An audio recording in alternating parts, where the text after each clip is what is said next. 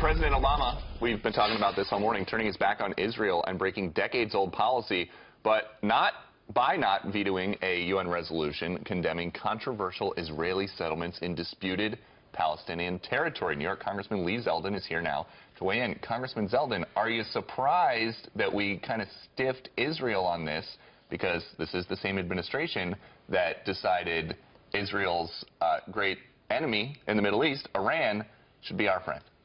Well, we should be surprised, but, you know, over the course of the last few months and weeks, there was this talk about possibly between the election and the next administration taking over that President Obama might not use our veto authority at the UN.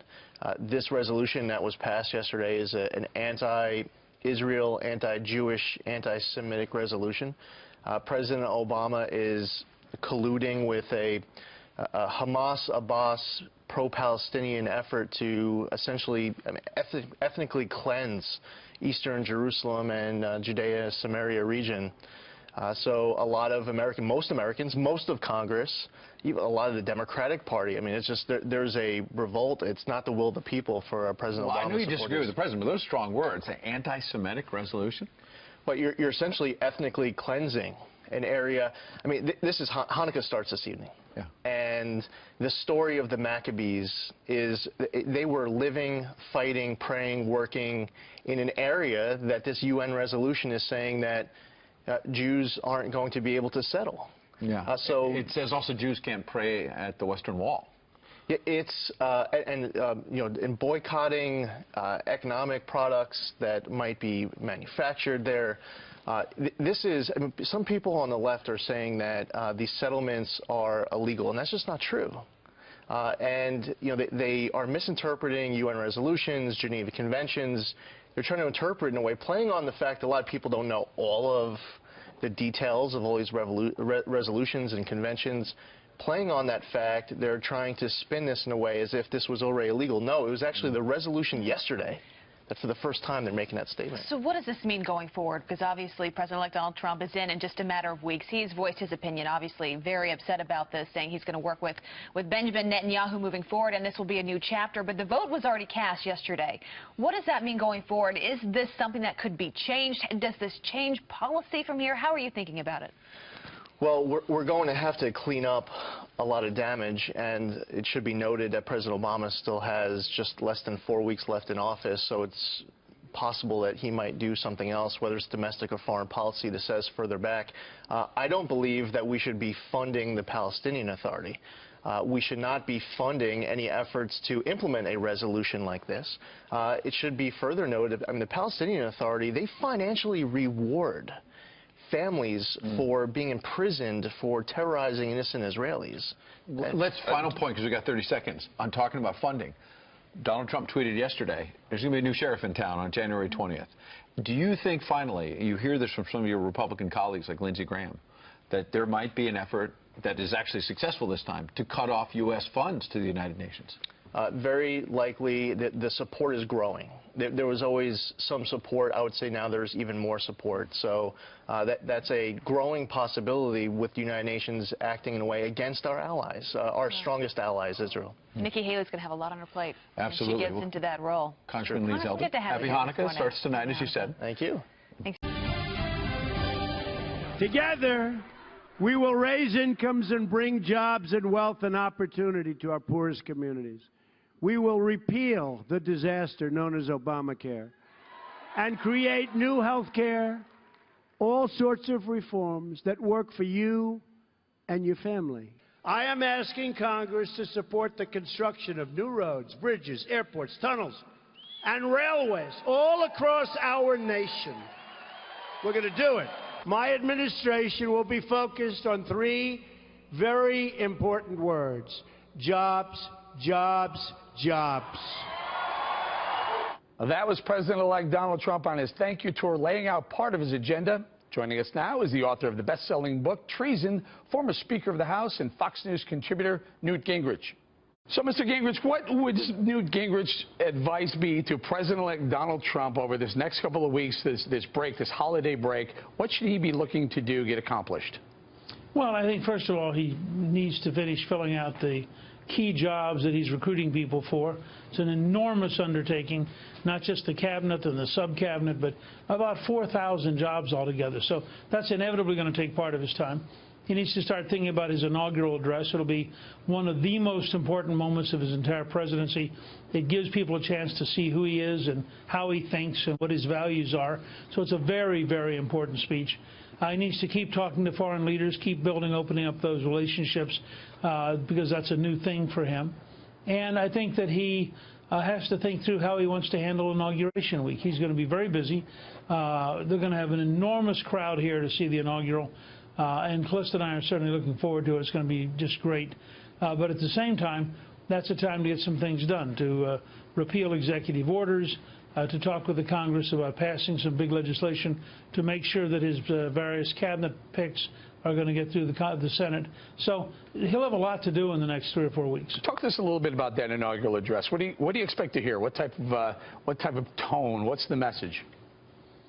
Well, I mean, first of all, who knows that he's the president-elect? He gets to write the address he wants. But I think he made so much of making America great again.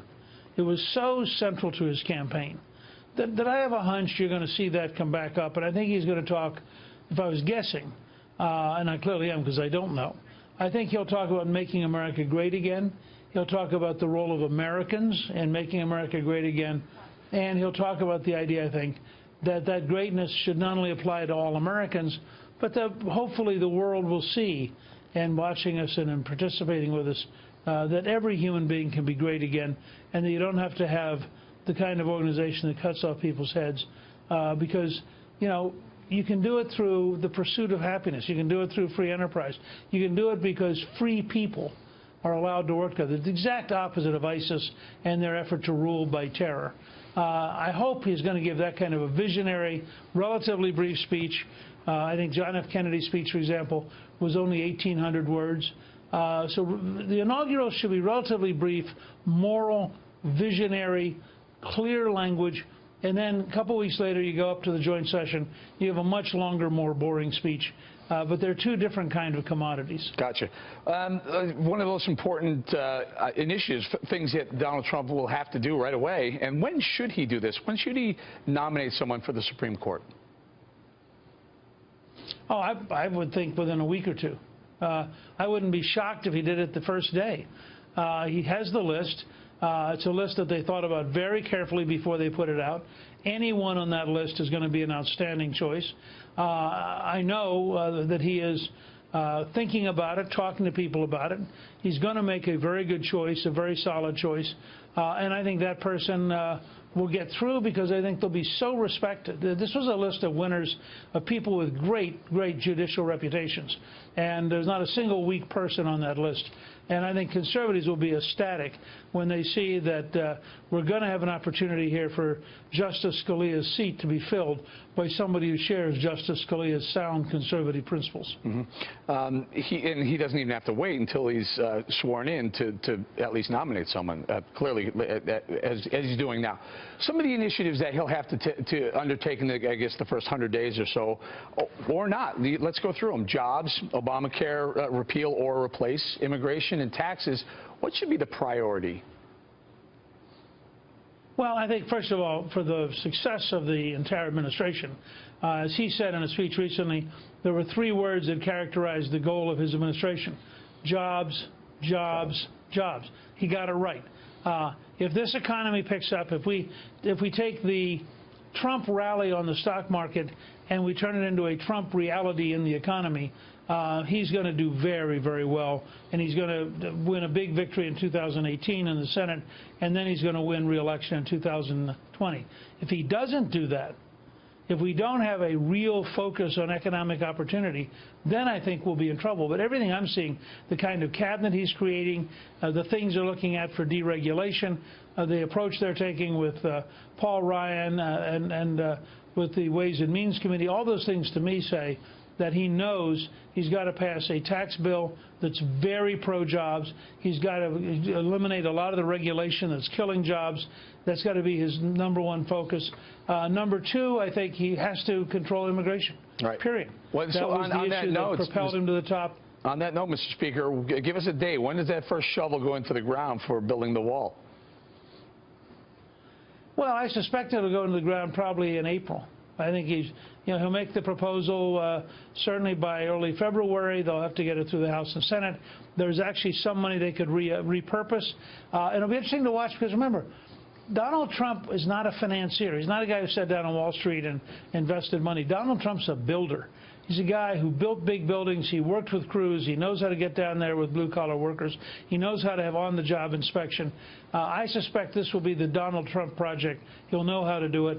I think the other piece then, if you're going to have jobs and taxes, then you're going to have immigration.